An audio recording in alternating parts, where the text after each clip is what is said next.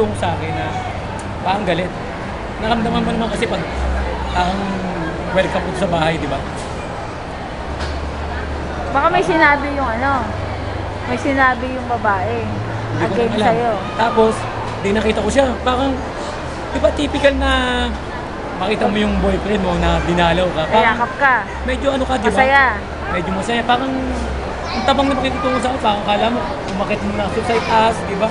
Hindi mo na, hey, sandali lang, di ba? Ano yun? Typical na ganun. Nag-text muna kayo ng nakipag-iwalay siya bago kayo nagkita? Hindi, wala pa. Hindi pa kami wala nag-iwan pang dito. ganon. Wala pa. Nag-umpisa yung ganito eh. Sabado, wala siyang pakiramdam. Isang araw na walang pakiramdam. Nag-text ako sa kanya. Walang iniho. Ano sa, kinabukasan linggo, hindi, text ko pa rin siya. Ano ba nangyari sa'yo? Hindi ka nagpakiramdam, nag-aalala ako sa'yo. Bang ganon. Kasi hindi ako sanay na hindi ka nagte-text, di ba? Oo, syempre. Eh, Nakakabalo yun eh. ano yung parang napaka-weird naman na isang araw hindi ka nag-text, hindi ka nagparamdam. Anong nangyari sa'yo? Hindi ko alam, di ba? Nag-alala ka lang. Oo. Kung napaano ka na dyan, o kung ganun, di ba? Mahal mo yung tao, di concern ka, di ba? Di, unang linggo, wala pa kayo, tinitext ko. Pinuntahan ko na sa bahay. Yun nga, sumaling ko sa akin, tatay niya. Sabi niya, sir, tinawag siya eh. Hindi ko masyadong marinig yung anong sinabi ng tatay niya. Tinawag siya. Tumulit sa bahay. Tapos, nakandam ako parang hindi ako welcome sa tatay. Medyo pa inanay, okay. Pero pag pumupunta ka doon, welcome ka dati. Tatay mo. Tatay Nung niya. tatlong beses pa lang naman ako pumunta sa kanila eh. Nung pumunta ako doon, may okasyon eh. Nung Pasko, ng bagong taon, okay naman eh. Pero itong nung kahuli-ulang Sabado, ay linggo, pumunta ako. Yun nga, medyo matabang, tapos typical na, diba, pupunta mo yung girlfriend mo, no? Diba? Ano daw? Dapat masaya man Nag-usap lang, na kayo. ang tabang. Tayo yung pamasahe mo doon, nagpunta ka pa. Kaya, oo. Layo, Manila to, Quezon City. Pag pumunta pa naman ako sa kanila, may pasalubong ako. Paano naghiwalay? Yun, may walay kami, okay naman. Naglambingan, kasi hindi ko kami naglambingan sa kanila eh. Maraming isumot eh, di ba? Parang mahawa naman kami, parang naiilang pa sa akin. Ganun, di ba? Di, nung sa gate naman, di, okay man. PDA? Oo, something weird, di ba? Pero dati nag-PDA siya. Hindi, ganun talaga siya. Ewan ko lang ha. Tinatanong ko sa kanya, bakit?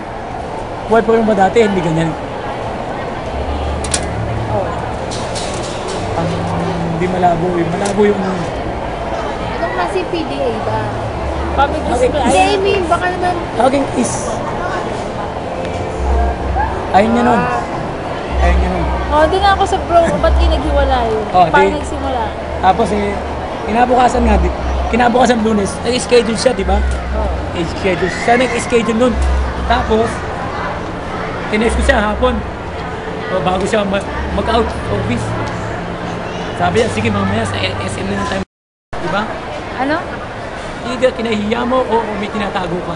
Kaya ayaw mo pumunta sa opisina para sunduin ka. Di ba? Possible. O ikaw, ano O kaya, makapaisip ka ng karelasyon niya, kawirduhan. yung boss niya. Ayun ang sabi niya, yung pala daw. Ay, ito pa ha. Minsan nasasabi sa akin na nung umalis yung boss niya, pupunta na China, hinawakan daw yung kamay niya.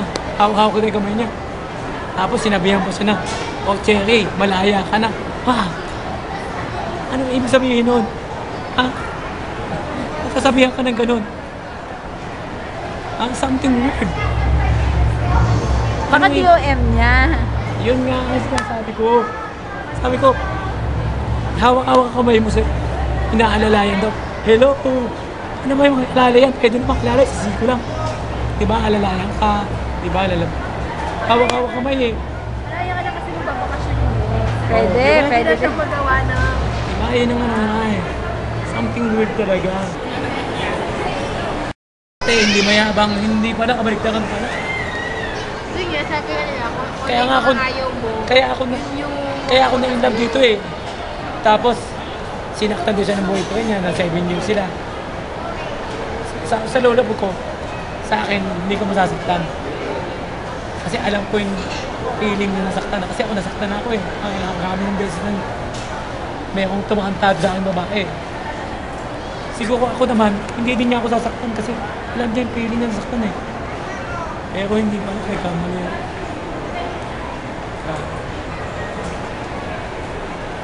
Hindi pa bang ano? Lalo akong nabaw sa utang dahil sa kanya. Nako. Oo. General manager na siya. Eh, maintenance kaya yan. Grabe. Ganyan talaga pag nag-girlfriend ka ng maitsura. Ay, maintenance. Hindi. Yung mga ibang girlfriend ko, hindi naman ganyan eh. Huwag ka kasi maghahanap ng mga high maintenance na babae. Kaya nga eh. Huwag mo kaming hahanapin. Kaya gusto ko nga, hinahanap ko lang kahit fishball lang, mamahalin ka eh. Oo, may mga taon namang gano'n. Ay, si Angel. Ako ba? Fishbowl lang. Ang hirap talaga ng mga high maintenance. Naubos na ng pera mo, sinaktan ka pa. Oo, grabe. Tama. Naubos na ang pera mo, sinaktan ka pa. Sinaktan pa ako. Kung saan naman lang. Yung probetsyo mo, yung ano eh. Kahit na naubos na yung pera mo, nagkabuong ka, mahal ka ng babae. Ramdam mo na Mahal, mahal ka. yun yung pag-ibig mo naman, okay eh. Eh, karir mo na, baksak. Business mo, baksak. Pag-ibig mo, baksak. Eh, kahit na. May sirap yung buhay ko talaga. Grabe. Anong gusto mong i-message sa kanya pag nakita mo siya? Gusto mo i-message sa kanya? Kagawa pa sana nga ako ng YouTube eh. Dedicated sa kanya. Oo. Pwede naman. Ito nga, kung nasa harap mo siya ngayon, anong gusto mo yung sabihin sa kanya? YouTube. Ano nga? Anong gusto mo i-message sa kanya? Wala, bakit ba ganun? Pag ganun yung ano niya. Yung ano, something kasan sala sa init, sala sa salamig. Ito ba ganun? Feeling ko alam ko yung sagot eh. Kasi high maintenance siya. Tapos dun sa office nila, baka may isang tao na... Ayun pa, something weird pa. May isang tao na kaya ibigay... Yung pa.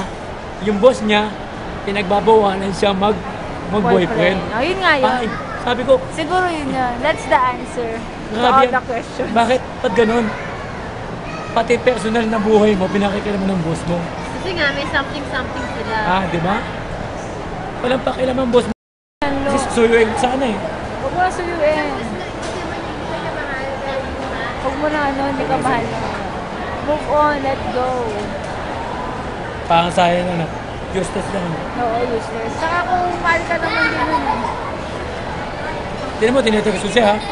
Sabi ko mag-uusap kami. Kahit itong linggo lang nito, pagbigyan mo ako. Mag-usap tayo. Ano sabi? Ayaw na makapag-usap. Hindi siya deadline lang sa... Wag na yun. Kasi kung concern Sabihin, yun eh. sabihin, ginawa lang niya scapegoat. Scapegoat. Ano yung Diba? scapegoat? Yung mga... Rebound. Diba? Rebound ka, rebound. Scapegoat yung... Bigyan mo na, unahin ko O, sa... may bagong term, scapegoat. Hindi na rebound scapegoat na. Unang magmamalasakit sa kanya, binasama pa niya. Noon talaga. Hindi niya ganun kamahal. Hindi ka niya ganun kamahal. O hindi ka niya mahal talaga. O kaya, nagtatanga-tangaan ka lang.